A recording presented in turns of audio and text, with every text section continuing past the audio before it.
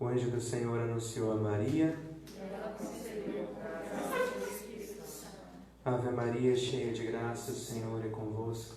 Bendita sois vós entre as mulheres, bendito é o fruto do vosso ventre, Jesus.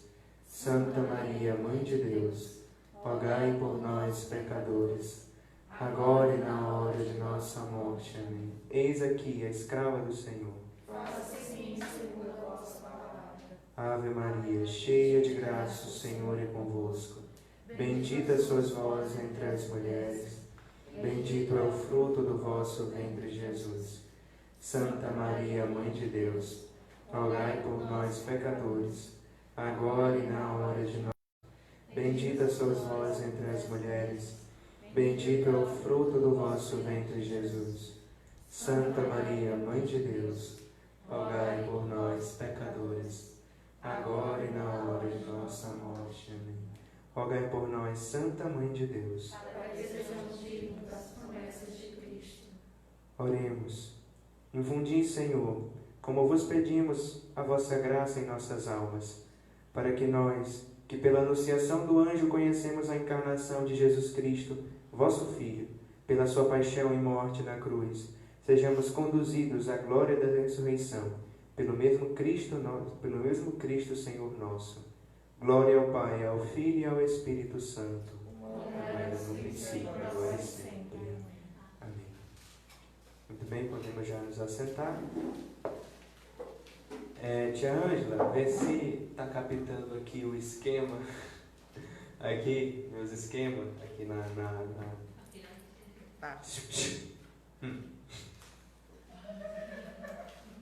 Rapaz. Pois bem, para vocês que estão com a Bíbliazinha aí, já deixa logo marcado em Cânticos 1, que a gente vai dar uma passadinha nessa passagem já já. Cântico do Cânticos, capítulo 1, versículo 7. E vamos para o parágrafo 60 do tratado, certo? Eu creio que vocês já devem estar com ele marcado, porque é o capítulo 2. Né? Bom, o capítulo 2, ele vai falar de verdades fundamentais, das verdades fundamentais da devoção à Santíssima Virgem. Mas essas verdades fundamentais, ela pode ser usada para qualquer devoção, qualquer. Mas, sobretudo, a Santíssima Virgem. Se eu estiver falando muito rápido, vocês podem fazer um gestozinho para eu ir mais devagar, certo? E ele começa dizendo que Jesus é o fim último de todas as devoções. De todas as devoções, Jesus Cristo, ele é o fim último. Essa nossa aula de hoje, eu vou estar lendo bastante o tratado, porque São Luís, ele tem um jeito de falar muito abrasado que eu não consigo imitar, então eu vou ler, né? Então, eu vou começar hoje com o parágrafo 61, né? Explica muito bem essa questão de que Jesus Cristo, ele é o fim último de todas as nossas devoções. Primeira verdade, parágrafo 61. Jesus Cristo, nosso Salvador, verdadeiro Deus e verdadeiro homem, é o fim último de todas as nossas devoções. Caso contrário, elas seriam falsas e enganadoras. Conforme diz o apóstolo, nós não trabalhamos senão para tornar todos os homens perfeitos em Jesus Cristo, pois é nele somente que habitam toda a plenitude da divindade e todas as outras plenitudes de graça, de virtudes e de perfeições. Pois é nele somente que fomos abençoados com toda sorte de bênção espiritual. Pois ele é o único mestre que deve nos ensinar, o único Senhor de quem devemos aprender, o único chefe ao qual devemos estar unidos, o único modelo ao qual devemos nos conformar, o único pastor que deve nos alimentar, o único caminho que deve nos orientar, a única verdade na qual devemos crer, a única vida que deve vivificar o nosso único tudo em todas as coisas que há de nos bastar. Não foi dado outro nome sob o céu, a não ser o nome de Jesus, pelo qual devamos ser salvos. Deus não estabeleceu outro fundamento para nossa salvação, perfeição e glória, que não fosse Jesus Cristo. Todo edifício que não estiver assentado sobre essa rocha firme está fundado sobre areia movediça. Inevitavelmente cairá, cedo ou tarde. Todo fiel que não estiver unido a ele como um ramo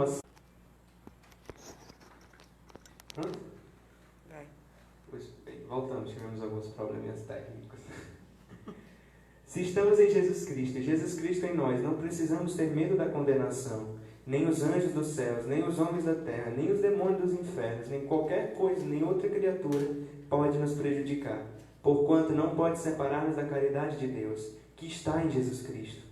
Por Jesus Cristo, com Jesus Cristo, em Jesus Cristo, podemos todas as coisas, dar toda a honra e toda a glória ao Pai, na unidade do Espírito Santo, tornando-nos perfeitos e ser, para o nosso próximo, agradável perfume de vida eterna. Amém, gente? Jesus Cristo é o fim último de todas as coisas. Como o próprio São Luís fala, se alguma devoção não me leva para Deus, não me leva para Jesus Cristo, que me levará ao Pai, essa devoção é falsa, é enganadora do demônio. Alguns exorcistas chegam a dizer, inclusive um bem conhecido padre Duarte Lara, ele chega a dizer que esse pessoal da macumba, do espiritismo, do umbandismo, muitas vezes o demônio pede para eles fazerem novenas a santos. Olha, faz uma novena a Santa Rita de Cássia. Esses santos mais conhecidos, faz uma novena a São Francisco, não sei o quê. O demônio chega a pedir essas coisas, né? Claro que ele tem um interesse por trás disso tudo. Não é que... Porque ele sabe que se a pessoa rezar de verdade, ele vai perder poder. Então, às vezes ele pede para as pessoas fazerem esse tipo de coisa, né? É um tipo de devoção que não nos leva para Deus, né? E, enfim, toda devoção tem que me levar para Deus. A devoção à Santíssima Virgem, sobretudo, é a que mais me leva para Deus. Só que nós temos que entender uma coisa antes de chegarmos nela. Vamos para a pirâmide. Creio que está dando para entender, pessoal. Tá aqui. Existem 3 tipos de culto. 3. Um culto de dulia, do grego, acho que é grego, hiperdulia e latria. O que significa dulia? Dulia significa veneração. De acordo com o pai dos burros, o Google, veneração é respeito, admiração profunda. Em alguns dicionários você vai encontrar idolatria, mas não é esse termo que nós usamos para designar a devoção que nós temos aos santos. Dulia, veneração, um amor, um respeito. Eu admiro aquela pessoa, eu quero imitar aquela pessoa, eu quero imitar as virtudes que aquela pessoa tem. Ou seja, eu venero aquela pessoa. Dulia, é um culto de dulia. E existe um culto de hiperdulia, que é acima da dulia. Né? É um respeito maior, uma admiração maior, um zelo maior. E existe um culto de latria. O que significa latria? Adoração. É importante que vocês, se vocês puderem, façam esse desenhozinho no caderninho de vocês, né? Ou então só escrevam lá, latria, hiperdulia, creio que vocês vão lembrar. Latria significa adoração. Por isso que tem a palavra idolatria, ou seja, uma adoração a um ídolo. Então, latria significa adoração. Agora vamos colocar cada um no seu quadrado. Dulia, um culto de dulia é o culto que nós temos a qualquer santo. Qualquer um. São Francisco, Santa Clara, enfim. Culto de dulia é o que nós temos aos santos. Culto de hiperdulia é a Santíssima Virgem. Porque a aula passada, medianeira de todas as graças, fundamental para a salvação, e por aí vai, e é isso. E o culto de latria, a Santíssima Trindade, e somente a Santíssima Trindade. Os protestantes nos acusam de idólatras, mas isso não é verdade, porque nós não adoramos santos, nós não nos prostramos diante de imagens, crendo na presença de Jesus naquela imagem, como se ele fosse aquela imagem. Isso é mentira. É mentira.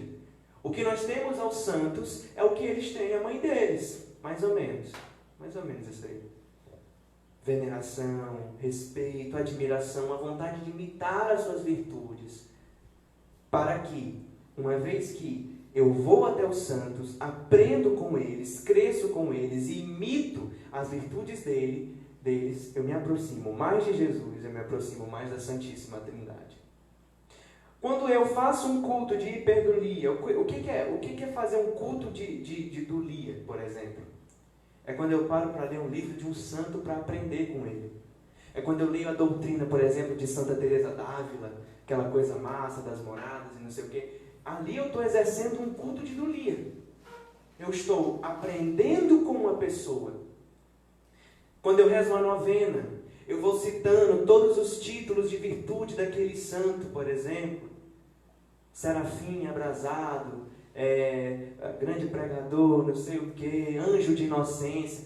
Eu vou exercendo e pedindo a intercessão dele, pedindo a ajuda dele. Para quê? Para que mais perfeitamente eu me assemelhe a Jesus Cristo, que foi aquele a quem os santos se configuraram. Que foram aquele a quem os santos se configuraram. Hiperdulia é exatamente uma dulia mais avançada. Nós vimos na aula passada, tu assistiu a aula passada, Gabriel? Nós vimos na aula passada, vai ficar um pouco perdido, depois tu corre lá para recuperar. Na aula passada, nós vimos que Deus quer se servir da Santíssima Virgem para santificar as almas, para salvar as almas. É o meio pelo qual Jesus quer salvar as almas ultimamente, desde sempre. Então, o culto de hiperdulia é para ela, porque ela é fundamental para a salvação. No meio disso tudo, mais ou menos, bem aqui, entre a dulia e a hiperdulia, existe um culto que ele é meio esquecido, chamado, Gabriel me corrija se estiver errado, protodulia. Protodulia é um culto somente a São José. Por quê? Porque não tem por que dizer por quê, né? O cara teve, entre todos os santos, o cara teve a maior missão, foi São José. E viveu no escondimento e na virtude, tanto quanto Nossa Senhora. Não existe exemplo melhor de quem adorou Jesus e amou Maria do que São José. O culto de protodulia, ele fica bem aqui, entre a dulia e a hiperdulia. É necessário também que se tenha uma devoção a São José. Que se tenha devoção. Não pode esquecer São José. Né? Então, tem aqui, peça a intercessão dele, se você reza o texto. O texto de São José é muito curtinho, então vale a pena. Tem que ter esse cultozinho de protodulia também aqui no meio, que ele às vezes é bem esquecido ultimamente. Na verdade, ultimamente não, porque São José... escrevam também o protodulia. É para escrever? É protodulia. Vou escrever bem aqui assim, porque... vai ser torto, porque eu não parei para escrever. Tá feio. Sim, enfim. Gente, depois eu escrevo. Protodulia. Do mesmo jeito aqui de... eu não sei se é junto ou é separado, mas é protodulia. Pesquisa na internet aí que vocês encontram. Protodulia. Enfim. Então, os protestantes vivem nos acusando de idólatras, né? E falar, mas por que eu preciso ir aos santos se eu posso ir direto a Jesus, se só existe um mediador entre Deus e os homens? Ora, se só existe um mediador entre Deus e os homens, por que eles rezam uns pelos outros? Por que eles rezam uns pelos outros, se Jesus é o único mediador?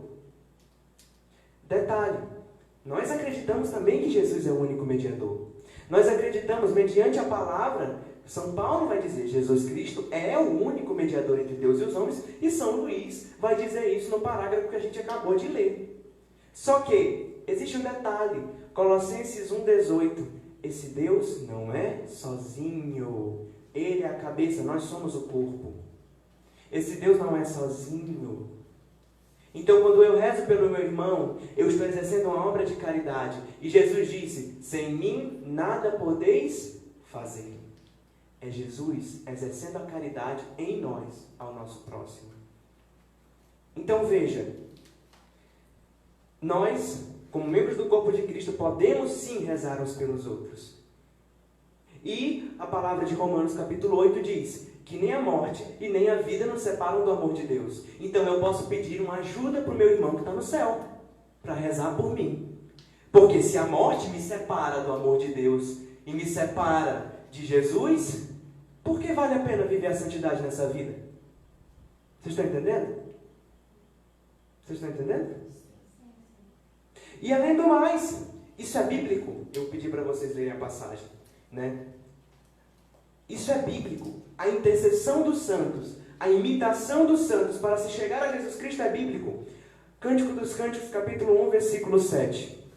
Dize-me, ó tu que meu coração ama, onde apacentas o teu rebanho? Onde o levas a repousar ao meio-dia, para que eu não ande vagueando junto aos rebanhos de teus companheiros? Se não sabes, ó tu a mais bela das mulheres, vai e segue as pisadas das ovelhas. Olha que belo. A amada procurando o seu amado, as nossas almas procurando o seu Senhor.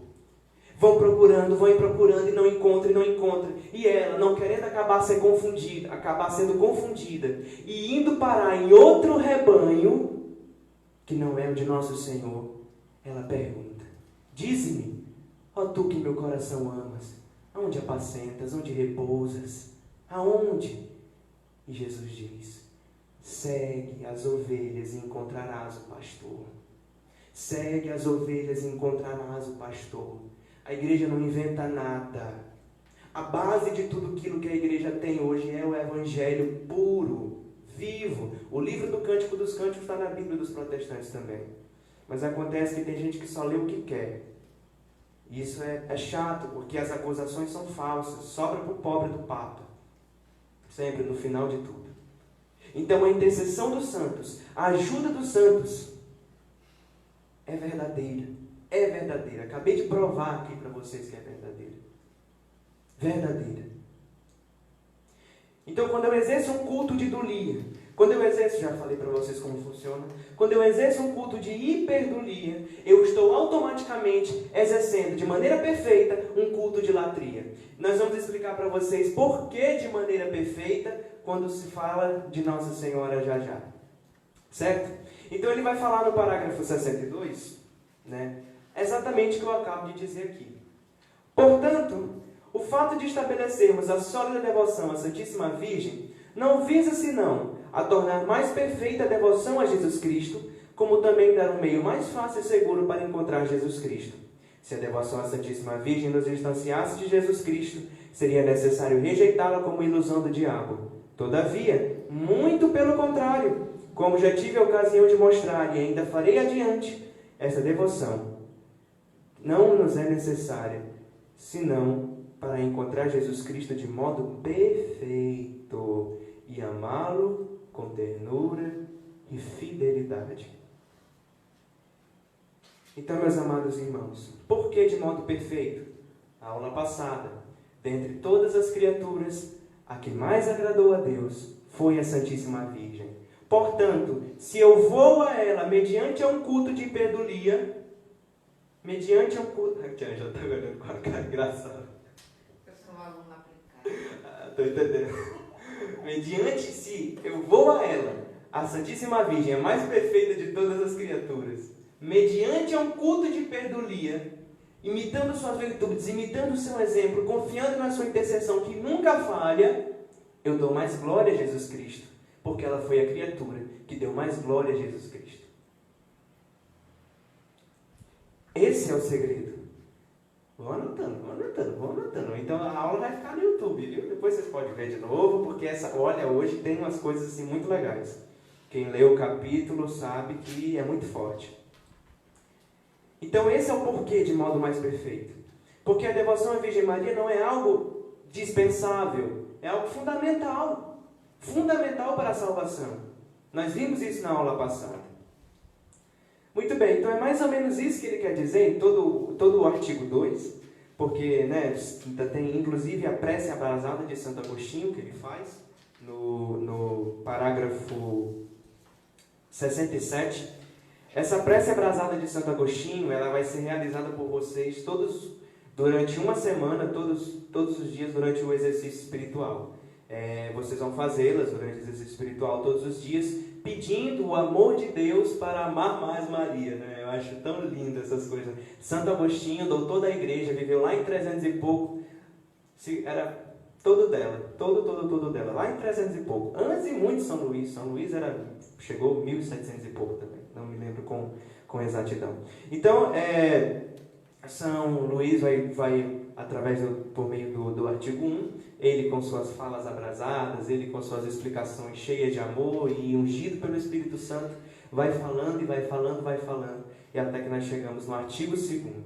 O artigo 2º, parágrafo 68, para quem está perdido, ele vai dizer que nós somos de Jesus e que nós somos de Maria na qualidade de escravos. E ele vai explicar por quê, né? Mas antes eu gostaria de contar uma coisa para vocês. Eu conheci alguns irmãos religiosos nessas minhas aventuras da vida, que eu conheci os irmãos religiosos que eu acho que eles eram contra a consagração, né? E aí eu conversando com um amigo do lado, que já era consagrado, na época eu estava, né, estudando para fazer a consagração, e eu disse assim e eu fui falando, não sei o quê. Aí eu citei, pois é, não sei o quê, a santa escravidão de amor. E aí ele olhou para mim, se você falar escravo mais uma vez, como que esse tema deu polêmica, né? Na época, porque falar o termo escravo, nossa, como assim escravo? Lá em Gálatas, no capítulo 5, no versículo 1, vai dizer que Cristo nos libertou para a liberdade, nos chamou para a liberdade. Como assim eu sou escravo? Como assim eu sou escravo? Sim, escravo. Com certeza escravo. No parágrafo 69, até o parágrafo 71, ele vai explicar com detalhes, por que nós somos escravos de nosso Senhor Jesus Cristo. Neste mundo, existem 2 tipos de escravos. Vocês estão com alguma dúvida do artigo 1º, alguma coisa? Não? Não, né? Nesse mundo, pelo menos no tempo de São Luís, existiam 2 tipos de escravos. 2 tipos de escravos, não, perdoe-me. Existia 2 maneiras de pertencer a uma pessoa. Primeiro, você era escravo ou você era um servo. Qual a diferença entre um escravo e um servo? Ele vai detalhar lá no parágrafo 71. Primeiro, um servo não dá a seu senhor tudo o que ele é e tudo o que possui, e tudo o que pode adquirir por meio de outro por si só. O escravo, porém, se dá por inteiro ao seu senhor, dando também tudo o que possui e tudo o que pode conseguir, sem qualquer exceção. Sem qualquer exceção. Ou seja, existe muito, ele vai citar aqui até a 5ª, né? O escravo, ele não se dá todo inteiro ao seu, o servo, ele não se dá todo inteiro ao seu senhor, ele não pertence a ele. O escravo é mais, abre aspas, mercenário, ele trabalha para receber o dinheirinho dele, né? Para a sua própria subsistência. O seu senhor não tem sobre o seu servo direito de vida e de morte. Ou seja, se ele matar aquele servo ali, vai estar sendo de maneira injusta. Agora, o escravo não. O dono do escravo tem direito sobre a vida e a morte dele. Tanto que matar o escravo, matar o cavalo, dá no mesmo. Não estou fazendo apologia à escravidão, não. E, por favor, só explicando, porque na época de São Luís existia ainda. Além de outras coisas, né? O escravo, ele não pode, por exemplo, receber algo em troca. Ele não pode esperar receber algo em troca, uma vez que ele não tem mais direito sobre a sua vida. Então existe uma diferença entre ser servo e ser escravo. Ah, Mateus, mas Nossa Senhora diz, eis aqui a serva do Senhor. Por que esse termo é errado? Né? É muito simples. Na época de Nossa Senhora não existia essa diferença entre servo e escravo. Não existia um servo, né? Escravo e servo era a mesma coisa. Não existia, porque os servos daquela época, os escravos, quem eram eles? Eram aqueles que sobreviviam das guerras. Por exemplo, o meu exército derrotou outros que sobreviveram, viraram meus escravos. Eu não tinha direito de mais nada. Quem é professor de história sabe muito bem aí. Nem precisa ser professor de história para saber disso. Precisa só ter estudado um pouquinho. Então, existe uma diferença entre servo e escravo. Durante o Concílio de Trento, foi meditado, foi pensado, foi discutido esse termo de escravo. E eles disseram, está lá no Catecismo do Concílio de Trento, né, que o termo correto é escravo. Paulo, escravo de Cristo, servo de Cristo, mesma coisa. Paulo, escravo de Cristo. Jesus, carta aos Filipenses, capítulo 2, se fez escravo. E Jesus vai dizer, aquele que quiser ser o maior, seja o vosso servo. Servo é o quê? O que ele se fez? Escravo. Então, o termo escravo, ele é o termo correto para designar a total consagração. Certo? Então, ele vai dizer que, dentre os escravos, existem 3 tipos de forma de escravidão. A primeira é a escravidão por natureza. A segunda é a escravidão por obrigação. E a terceira é a escravidão por vontade ou a escravidão de amor. Certo? Qual é a primeira? Escravidão por natureza. É a que todos nós fazemos parte, né? Todo mundo é escravo de Deus por natureza. Deus tem direito sobre a sua vida e a sua morte. Deus, Ele pode muito bem te pagar por aquilo que tu faz, te dar uma gratificação, como também não pode, e você não tem direito de reclamar de nada. Pode até reclamar, mas não tem direito de fazer isso, nenhum, reclamar de barriga cheia, né? Então, e fora isso, tem desses escravos por natureza, que é o que todos nós fazemos parte, né? Deus nos criou, Deus nos fez, somos dele. E existe o escravo por obrigação. Nesse escravo por obrigação, só os demônios, os pagãos e os réprobos que fazem parte. Ou seja, são pessoas que se rebelaram contra Deus. Por exemplo, nós temos hoje em dia, né, surgiu recentemente, lamentavelmente, o satanismo. Né? Eu já falei um pouco para vocês a respeito dessa religião. O satanismo, ele o que é um culto satânico? Eles vão lá na igreja, entram, pegam as hóstias que estão sendo distribuídas para comunhão, saem e levam a hóstia para a casa deles, né? Ou então lá para a igreja satânica, onde eles fazem o que quiserem lá, né? Ou seja, tem testemunhos na internet de ex-satanistas contando o que eles fazem com a hóstia, né? Ou seja, são pessoas que se rebelaram contra Deus. Por exemplo, no Halloween. No Halloween é o início do ano satânico, por isso que o Halloween é uma data satânica. No início do ano, assim como o Advento é para nós o primeiro tempo litúrgico, assim que acaba a festa de Cristo Rei, entra o Advento, né, e começa o ano litúrgico da igreja, o Halloween, um mês antes, é o início do ano satânico. Então é a segunda festa mais importante dos satanistas, é o Halloween. Então o que eles fazem para comemorar? O sacerdote negro, né, que existe, o sacerdote negro, ele engravida uma mulher 8, 7 meses antes para no dia do Halloween sacrificar em honra a Satanás. Ou seja, foram pessoas que... É terrível, mas eu não quero entrar muito nisso não. Então, são pessoas, fora Satanás e os demônios, existem pessoas que se rebelaram contra Deus e são escravos dele por obrigação. Porque são mesmo, mas se pudessem não seriam. E até mesmo os pagãos que vivem aí à toa e tal, só são escravos de Deus por serem escravos de Deus mesmo, porque, né, para eles tanto fez como tanto faz, né, vive assim. E existe a terceira, mais santa, a de Nossa Senhora, a de São Paulo, a dos apóstolos, que é a santa escravidão de amor. É quando eu sei que Deus me fez, que Deus me salvou, e eu devo retribuir a Ele tudo aquilo que eu fiz, tudo aquilo que eu faço, tudo aquilo que eu tenho, eu devo retribuir, eu devo viver para Ele, para fazer a sua vontade. Essa é a escravidão da qual Nossa Senhora faz parte, na qual os santos anjos fazem parte.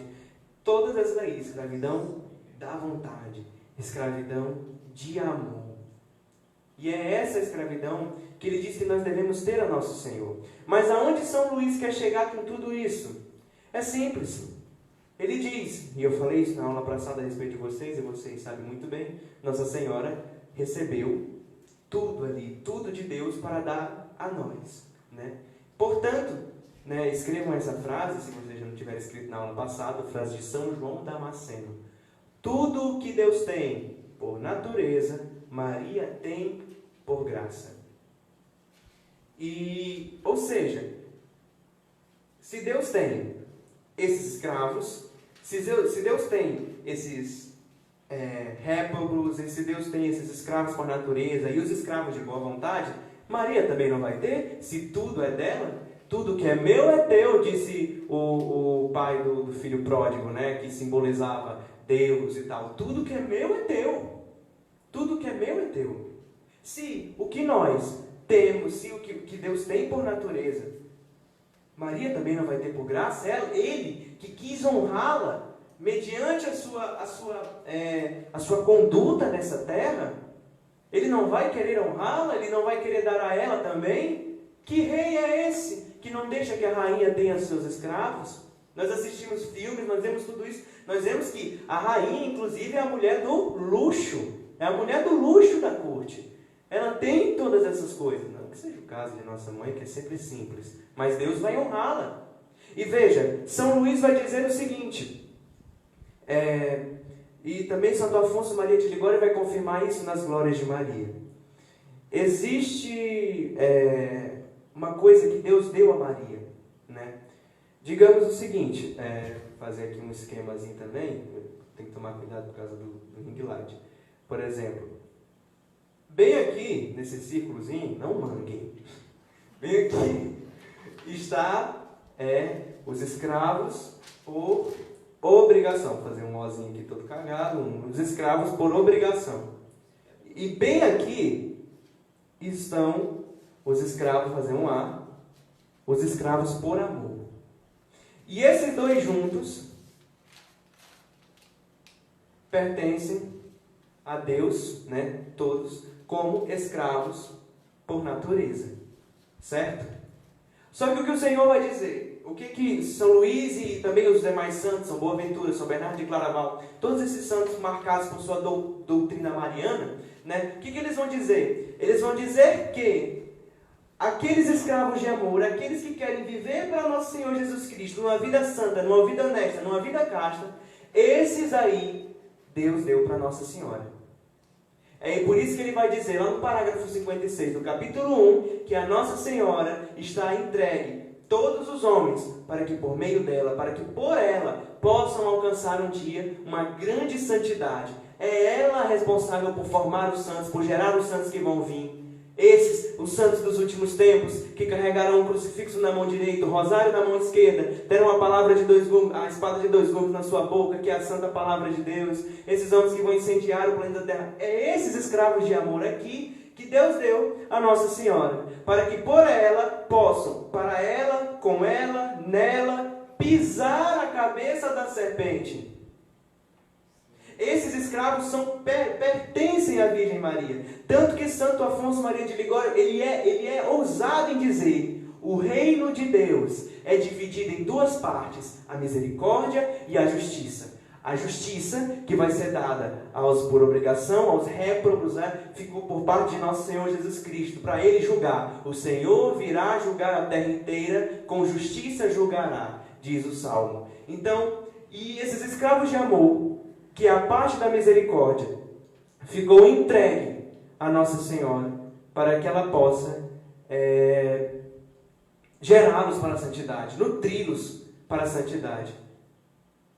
Então, e isso é verdade, porque se a gente for ler o livro de Esther, por exemplo, nós vamos ver que Deus diz o rei Assuero diz a Esther: que queres, minha amada? Ainda que peças metade do meu reino, eu te darei.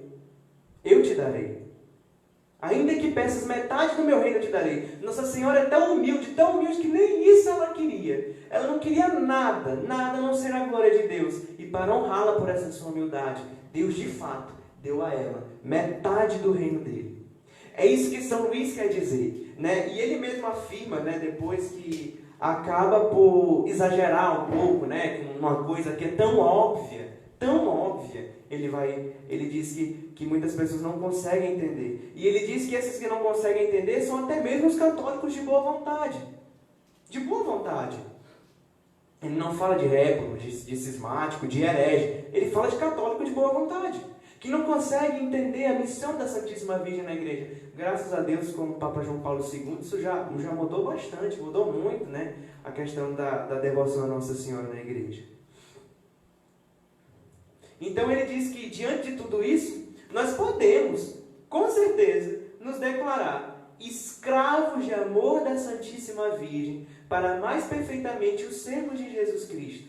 Lembre-se, página 62, a devoção à Virgem Maria não tem nada senão para nos levar a Jesus Cristo. E ele vai dizer também no parágrafo 75, né?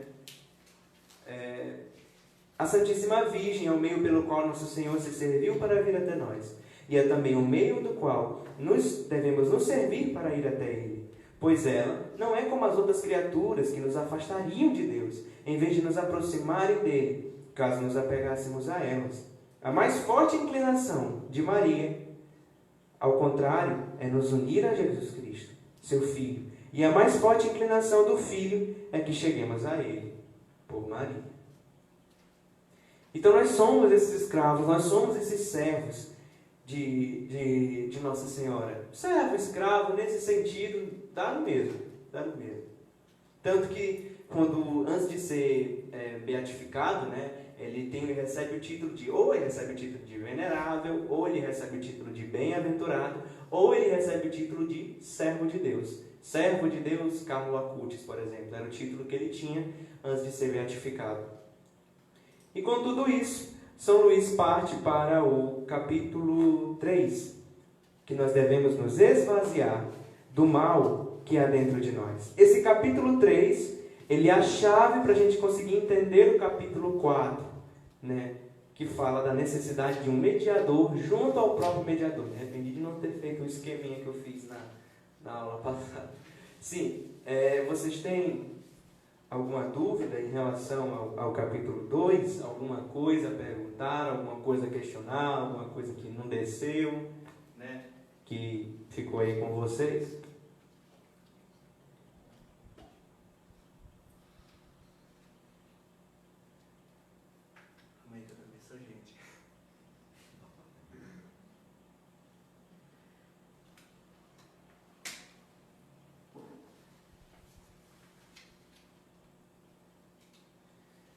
Certo, nada, né?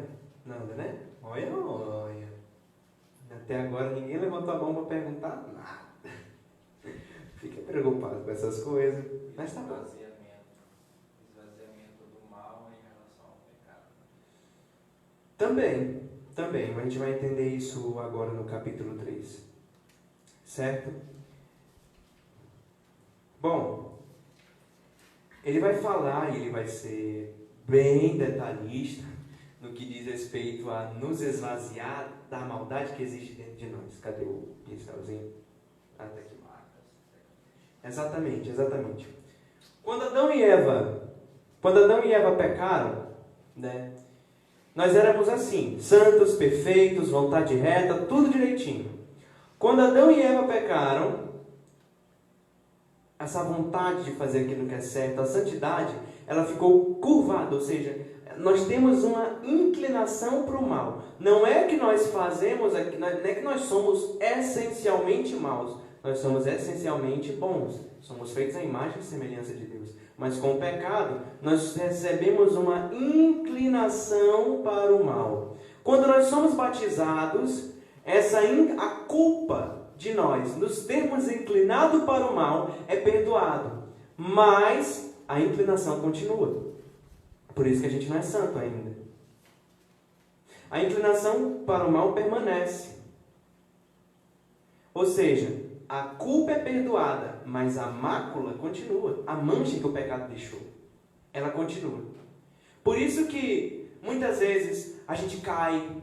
Por isso que mesmo caminhando com Deus, mesmo na graça, mesmo rezando, mesmo fazendo isso aqui, a gente comete um pecado mortal. A gente faz uma besteira porque nós temos uma inclinação para o mal. O que é o processo de santidade? É você simplesmente endireitar essa inclinação para o mal. Foi o que os grandes santos fizeram. E esse processo aqui, que parece tão simples, é cheio de noite escura, de aridez, de treva, de dor, de sombria, não sei o que. Tem lá 40 anos de deserto, não sei o que, enfim. É isso. É um processo para você mudar o seu egoísmo, a sua soberba, a sua vaidade, o seu orgulho, tudo isso. Então, essa mancha que o pecado deixou em nós, nos transformou em pessoas dignas de ser odiadas. Tanto que São Luís ele é radical, ele vai dizer, não existe nada mais digno de amor do que Deus, não existe nada mais digno de ódio do que nós. E ele vai detalhar isso com tanta perfeição, doeu até em mim.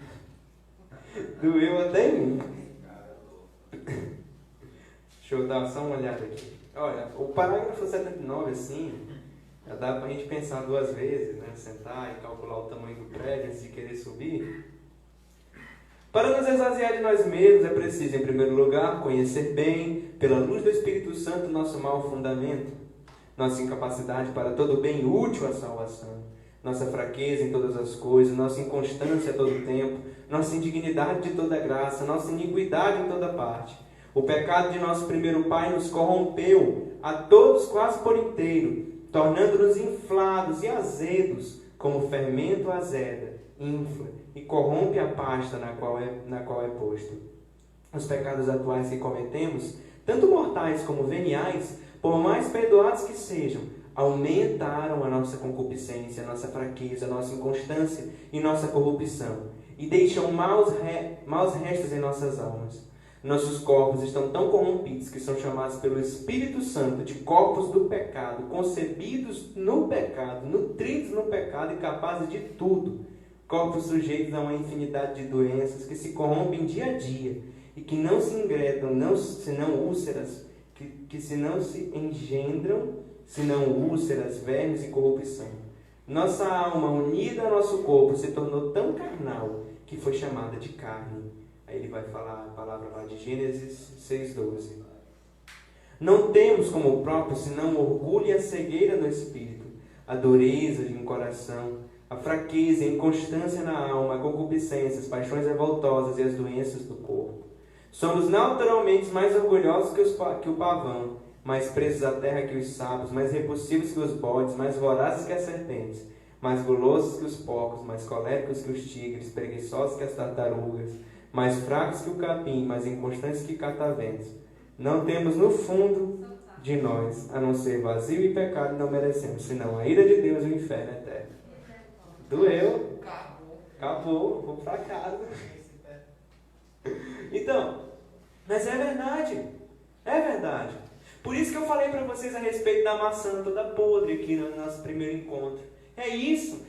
As nossas boas intenções, por mais puras, por melhores que sejam, elas são manchadas. Pode ter uma vaidade, pode ter um orgulho, pode ter uma soberba. Por mais pura, por mais inconstante que por mais santa que seja, por melhor que pareça, tem alguma coisa errada ali. Ela não é reta. Exatamente, ela não é perfeita, ela não é reta.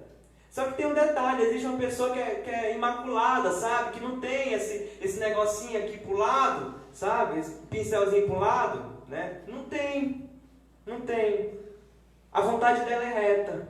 Por isso que quando eu vou a ela e ela pede as coisas para Deus, Deus atende, porque a vontade dela é unida com a dele. Ela é santa. A Virgem Santa. Nós somos pessoas desprezíveis. Desprezíveis. Nós não merecemos o amor de Deus.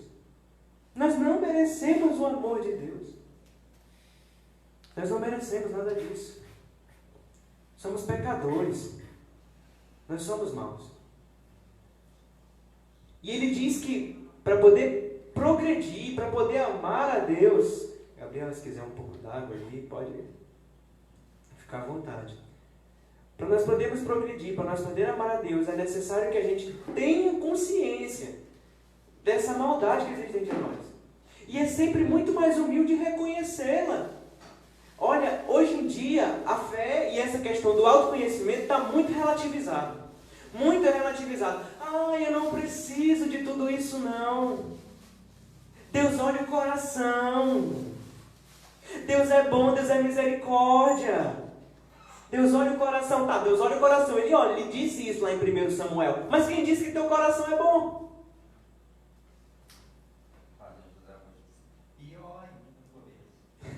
Pior ainda por isso.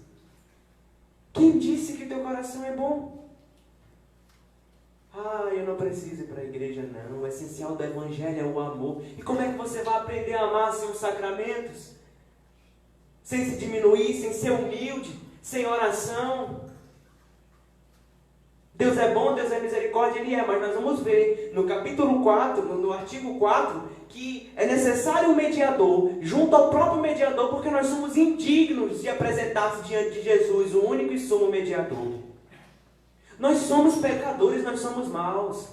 É falta de humildade achar que você pode simplesmente apresentar-se diante de nosso Senhor Jesus Cristo todo manchado, todo maculado. Por isso que Deus nos deu os santos, para que por meio deles nós possamos encontrá-lo. Por isso que Deus nos deu Nossa Senhora. É muita falta de autoconhecimento. É muita falta de autoconhecimento para se julgar digno, para se julgar merecedor de se colocar na presença de Deus. É sempre muito mais humilde reconhecer o nosso nada. E esse nosso nada, e esse nosso, essa nossa porcaria, né, é transformada. Quando nós entregamos em Nossa Senhora, ela é transformada, porque Deus não olha o que é entregue. Porque lembra, nós somos todos escravos dele, tudo é dele, tudo é dele. Nada que nós entregarmos vai valer. Nada. Até nosso coração é mau. Até isso é mau. Mas, quando nós entregamos a ela, esse Deus que não olha o que é entregue, mas quem entrega, aí sim, o nosso nada é engrandecido. O nosso nada é engrandecido. Então, diante disso, diante dele parar para refletir sobre nossa miséria, ele entra no capítulo 4 para nos explicar que é necessário um mediador junto ao próprio mediador, que é nosso Senhor Jesus Cristo. Eu vou desenhar aqui todo o texto, mas aquele nosso último esquema da semana passada, aqui vai ser bem ligeiro, vai ficar feio, mas não tem problema não. Aqui fica, parece que Nossa Senhora, aqui o Espírito Santo, e aqui nós, certo? Vou fazer uma nós aqui com a cruzinha, certo? Aqui foi o esquema que eu fiz semana passada, certo? Digamos não, isso daqui, esse bem daqui é Nosso Senhor, vou botar aqui o NS, Nosso Senhor, certo? Eu vou explicar essa questão do é necessário um mediador junto ao mediador. Isso bem daqui é Nosso Senhor Jesus, certo? Lindo. Nosso Senhor. Nós estamos aqui, maculados, pecadores, maus, soberbos, ingratos, certo? Nós somos assim. Nós precisamos de alguém que seja pessoa de boa intenção, reta, e é muito mais humilde que assim seja, para nos levar, no caso aqui, essa aqui seria Nossa Senhora, certo? Nossa Senhora. Alguém muito mais reto, alguém com a intenção muito mais reta, muito mais santa, muito mais legal, né? Mais bonito, digno de ser aceito, para nos apresentar diante de Nosso Senhor. Por quê? Isso aqui, eu não digo só Nossa Senhora não, bem que assim, entre Nossa Senhora e o Espírito Santo, nós também temos os santos, né? Porque eles ajudam muito, muito, muito. O céu é só oração por nós até agora. Tá.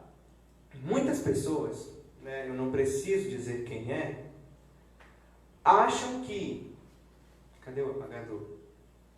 Elas são dignas de de fazer isso aqui, ó. Elas acham que são dignas de ir diante de nosso Senhor Jesus Cristo. São dignas. Quando é falta de humildade, Jesus diz, olha, para me encontrar, segue os passos das ovelhas. E você diz, não, eu não preciso das ovelhas, eu consigo te encontrar sozinho. Sozinho.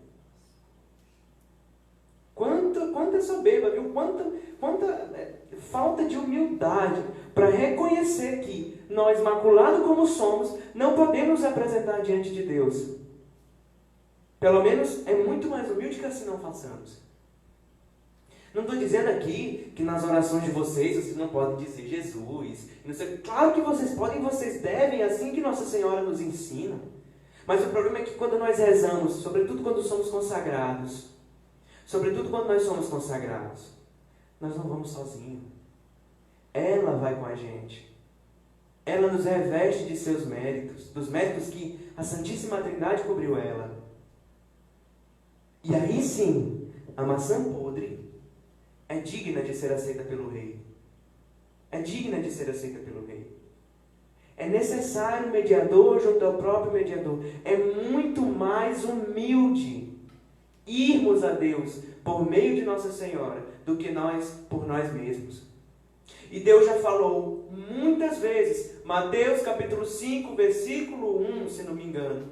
Versículo 1 não, talvez seja o 2. Bem-aventurados os que têm um coração de pobre, porque deles é o reino dos céus. Em uma tradução mais exata, bem-aventurados são os humildes, porque deles é o reino dos céus. Bem-aventurados aqueles que reconhecem o seu nada e recorrem à Virgem Santa, para que, revestido dos méritos dela,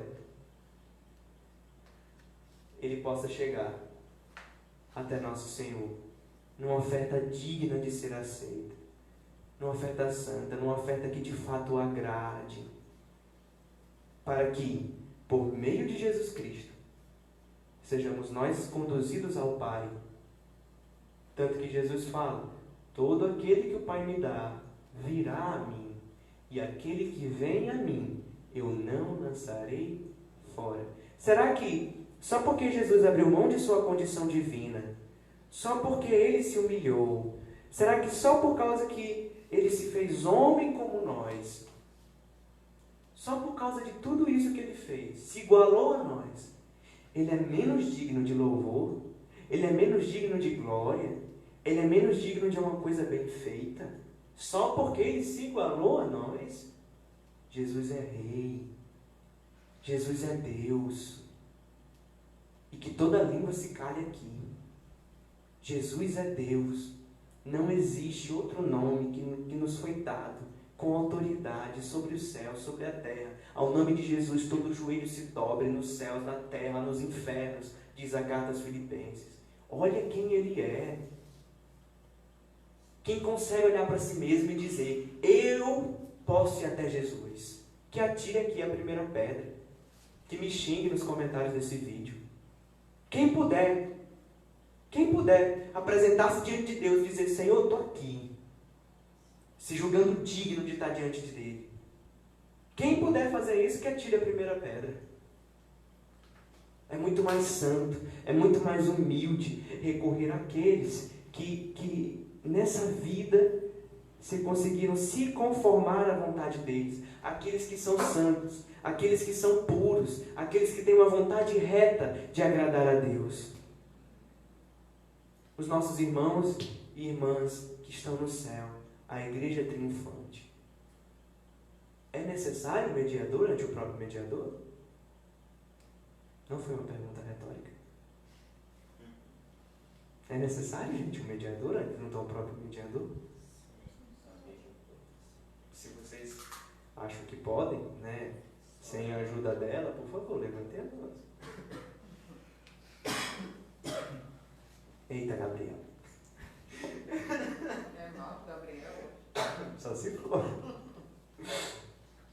Então é necessário um mediador junto ao próprio mediador, porque nós não somos dignos. E veja, já provei para vocês, aqui na palavra, que isso é bíblico.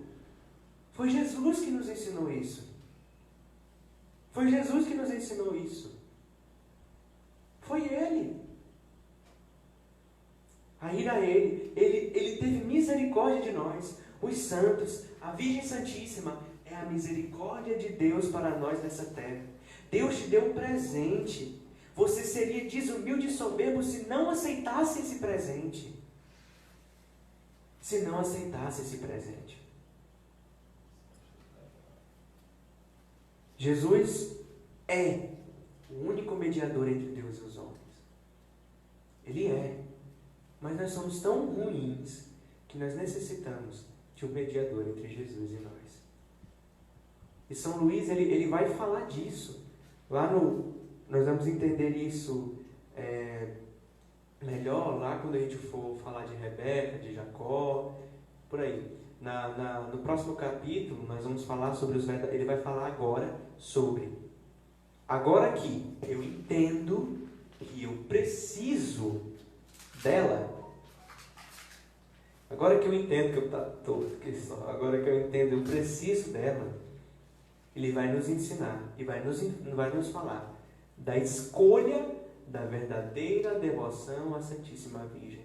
ele vai citar 7 tipos de falsos devotos de Nossa Senhora e vai falar dos devotos verdadeiros, daqueles que, de fato, amam a Virgem Santíssima.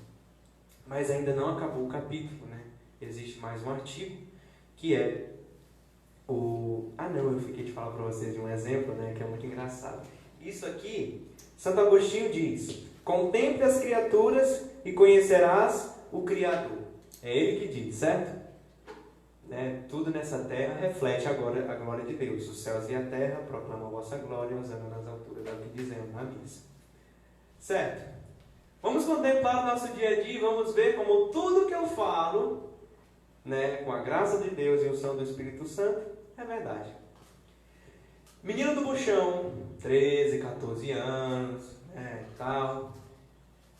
Ele está de olho numa menina da sala do lado, né? Você acha que ele vai chegar lá, né, e tal, se apresentar diante dela e dizer a verdade? Não. Esse amigo, né, esse menino do buchão, né, feio, que dói, ele tem uma colega lá na outra sala, né? O que ele vai fazer? Ele vai se chegar no pastor, na ovelha, vai achar um pastor. Ele vai grudar nela, ele vai virar amiguinho dela. E aí essa amiguinha vai falar com a outra, né? E aí, é lamentável, você está aqui de boa lanchando, né, tranquilo, de boa na escola. Aí chega, fulano ali disse que quer ficar contigo.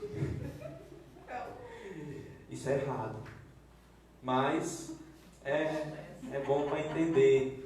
É bom para entender como é que funciona a malandragem.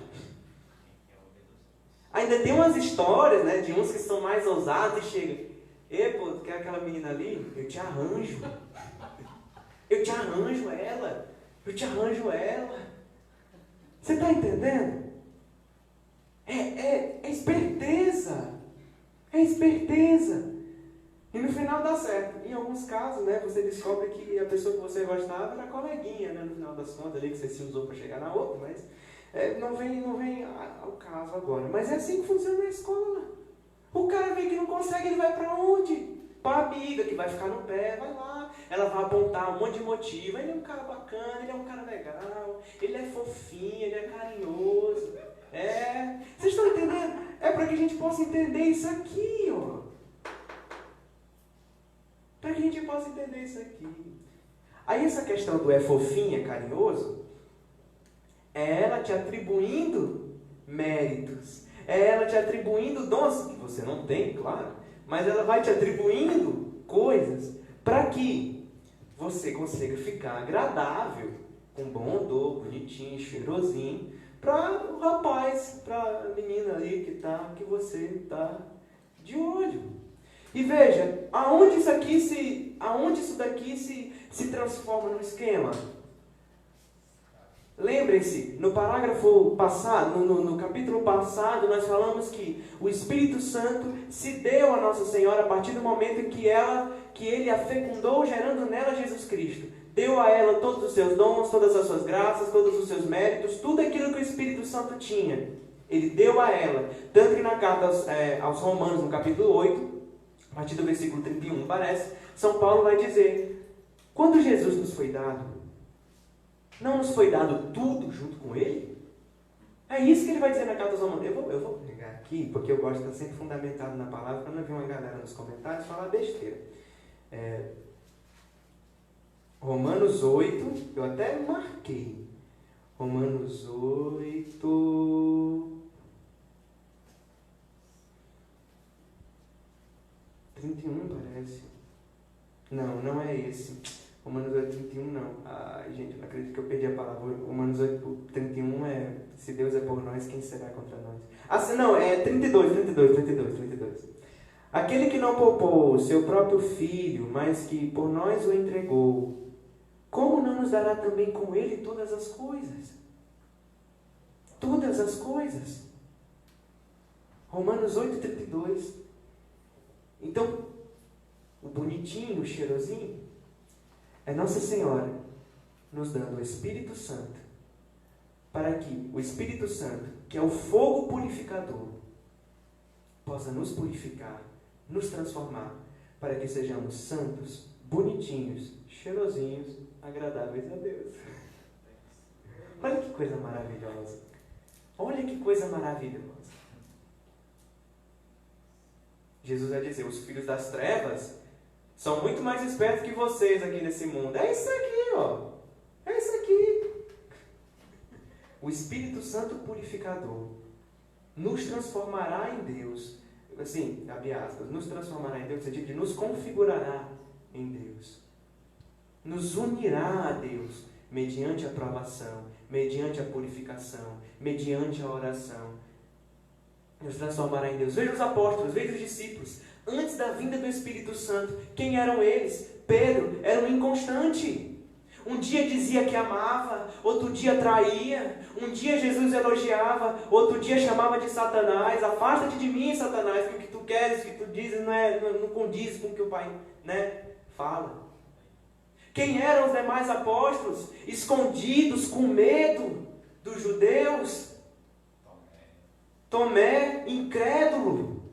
Quem era Paulo, perseguidor, judeu fiel, de sangue, romano, irrepreensível na lei. E eis que vem o Espírito de Deus, transforma a vida deles, muda tudo, transforma tudo. Pedro começa a profetizar com a palavra. Pedro, que tinha negado Jesus na hora que ele mais precisou, é crucificado de cabeça para baixo em nome do próprio Cristo. Quem é Paulo? Aquele que perseguia a igreja de Cristo, morre decapitado por causa dessa igreja. É o Espírito Santo de Deus que nos transforma. E ele nos é dado pela coleguinha. Pela coleguinha. Ali. Né? Intercessora. Não fez nadinha ela. Só tudo. Vocês estão entendendo o plano de Deus para a nossa salvação? Vocês estão entendendo como é necessário um mediador junto ao próprio mediador? Muito bem, eu creio que não tem mais nada aqui para falar do capítulo 4, do artigo 4. Acho que deu para entender. Deu para entender, gente? Deu para entender? Pois bem, acho bom vocês arrumarem uma coleguinha para vocês também. É bom ter uma coleguinha. E então nós entramos diante de tudo isso no artigo 5. No artigo 5. Dificuldade de conservar a graça de Deus. Nós falamos no capítulo... Tem alguma dúvida, Gabriel? No capítulo passado, nós falamos que Nossa Senhora é o vaso espiritual de Deus, onde Deus Pai depositou todas as suas riquezas, ou seja, o próprio Deus Filho, onde Deus Filho se escondeu e ali operou maravilhas da graça, e onde o Espírito Santo, em união com ela, gerou o Filho, deu a ela também todas as coisas, todos os méritos, todos os bons. Nossa Senhora é chamada na ladainha de vaso espiritual, vaso honorífico, ou seja, ela é o vaso dos tesouros de Deus.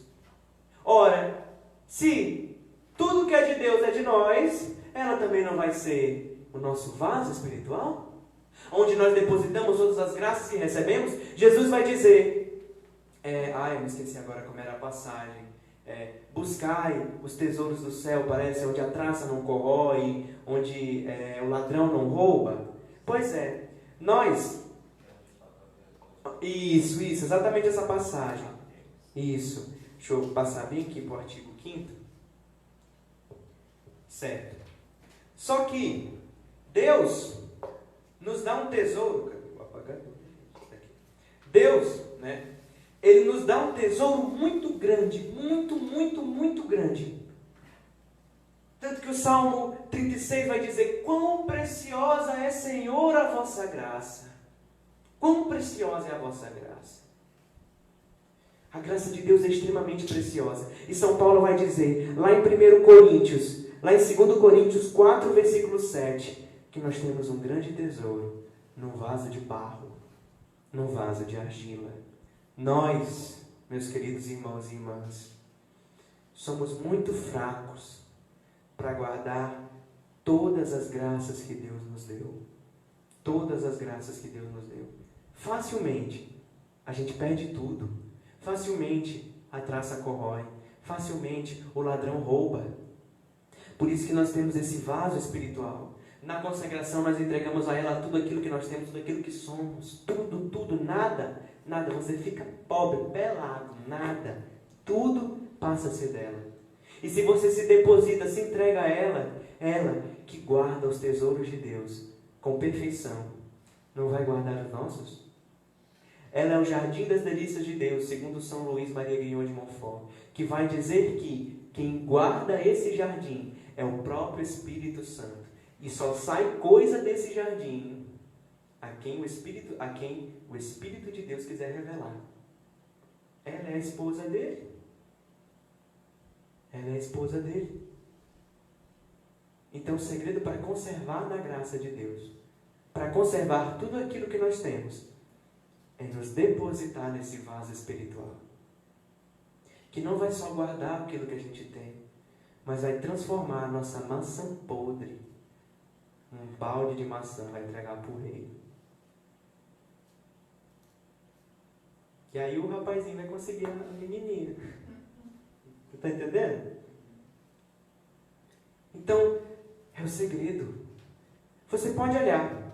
Se algum dia alguém caiu no pecado, pode dizer, faltou Maria. Faltou Nossa Senhora. Nossa Senhora, quando aparece em Fátima, vai dizer só uma coisa. Rezai o terço todos os dias. Quem reza o terço todos os dias, gente, não... Ainda que caia, mas levanta. Ela não deixa no chão, não. Não deixa. Ela guarda os teus tesouros. Imagina, você passa 30 anos na graça de Deus, ralando, dando duro. Mas em uma noite, você é capaz de perder tudo. Tudo que você construiu em 30 anos. Gente, as nossas mãos são cheias, marcadas de concupiscência. Cheias de crime, sangue nas nossas mãos. Sangue de um Deus nas nossas mãos. A gente perde muito fácil aquilo que Deus dá para nós. Muito fácil. Mas se depositamos ao vaso espiritual de Deus, aquela que guarda tudo, e inclusive os segredos que nós jamais saberemos sobre o próprio Deus, ela que guardou dentro de si o próprio Deus, aquele a quem nem os céus puderam conter, ela conteve no ventre dela. Não vai guardar o nosso pequeno tesouro, a pequena graça que nós recebemos, as misericórdias de Deus que descem sobre nós? É a mediadora. É ela. Ela é a misericórdia de Deus para nós. Para nós. Para aqueles que querem ser santos, para aqueles que querem de fato a vida verdadeira na graça. É ela. Tudo ela. Tudo ela. E com isso, nós terminamos o nosso capítulo 2. E agora, diante de tudo que nós aprendemos sobre ela, diante de tudo que nós vimos, a necessidade que temos dela, o que Deus quer que ela opere em nós, São Luís vai falar, repito, já falei isso agora, mas vou falar de novo. São Luís vai falar agora a respeito da escolha da verdadeira devoção à Santíssima Virgem. Uma vez que eu sei a importância dela, uma vez que eu sei como ser um verdadeiro devoto, agora eu vou optar por essa devoção. Optar por essa devoção. Repito, falei isso para vocês na introdução. Não é moda. A consagração não é moda, não é modinha. Não é invenção de agora. Isso é desde o começo dos tempos. Desde que nosso Senhor Jesus instituiu a sua igreja, Ele já a instituiu mãe da igreja, uma vez que ela é a mãe da cabeça e nós somos o corpo. E agora nós vamos estudar, até a próxima semana, sobre a escolha de uma verdadeira devoção à Virgem Santa. Nós vamos encontrar nesse capítulo, né, para quem já leu, muitos exemplos atuais, né? E diante disso tudo vamos optar por essa devoção verdadeira, por essa devoção sincera. Nós temos alguma pergunta?